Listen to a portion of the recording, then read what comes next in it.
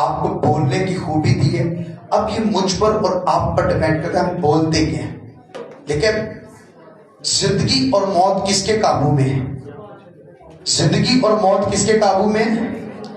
آپ کا بولنا زندگی بھی لا سکتا ہے اور آپ کا بولنا موت بھی لا سکتا ہے.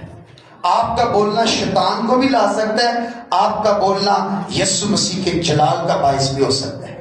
آپ کا بولنا بیماریوں کا سبب بھی ہو سکتا ہے. آپ کا بولنا ناف کی صحت بھی ہو سکتا ہے, تازگی بھی ہو سکتا ہے, رہائی بھی ہو سکتا ہے.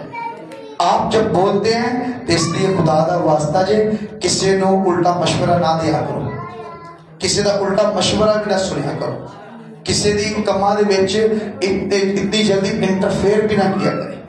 آپ کا بولنا کسی کو برباد بھی کر سکتا ہے, آپ کا بولنا کسی کو آباد بھی کر سکتا ہے. آپ کا بولنا کسی کے گھر کو خوشیوں سے بھر سکتا ہے. آپ کا بولنا کسی کے اچھے بنے بنائے گھر کو اجاڑ بھی سکتا ہے, تباہ بھی کر سکتا ہے. اس لیے جب بولے تو گویا خدا کا کلام بولے, جب بولے روح میں بولے, جب بولے مسا میں بولے, جب بولے خدا کے خوف میں بولے, جب بولے خوشخبری سے بھر کر بولے, جب بولے نجات کے کام میں بولے, جب بولے مسیح کے اختیار میں بولے, جب بولے تو پاکیزگی میں بولے, جب بولے تو چھوڑنے کے لیے بولے, جب بولے تو زندگیوں کو بنانے کے لیے بولے, جب بولے تو کسی کی عزت میں, کسی کی بہتری میں, سلامتی میں بولے. خداوند کہتا ہے جس جگہ جس گھر جہاں پر تم جاؤ, جہاں تمہارا قدم ہو وہاں پر تم سلامتی چاہو.